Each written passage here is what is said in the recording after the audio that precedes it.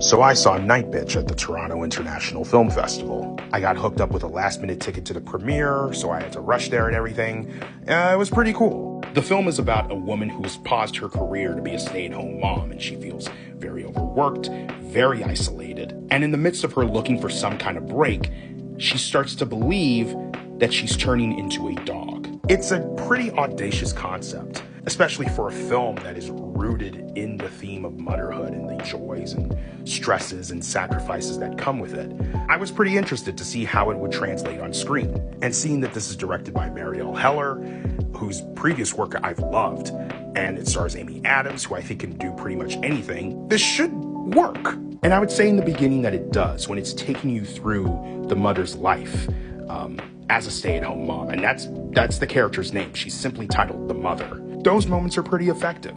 They're humorous, they're rooted in empathy, which I think has always been a big trademark of Heller's work. And when it starts to tease the dog transformation, it makes brief detours into body horror, which I found it pretty effective. And I honestly did think in those moments that the movie was going to push itself in a somewhat weirder, more audacious direction. And it kind of never really does. It just stays in one particular lane throughout.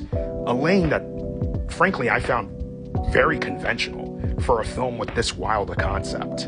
It's a shame because I think Amy Adams is great all throughout this. She's clearly very game, and on paper, this is definitely the meatiest, pun intended, role that she's had in some time. But I don't feel like the screenplay itself is giving her a ton to really chew on, other than the stuff that she's actually chewing on in the movie. Look, I don't think Nightbitch is bad or anything. There are things about it that I appreciated. Marielle Heller certainly knows how to put a movie together, and Amy Adams is very good. I just don't think this ever really fully reached its potential.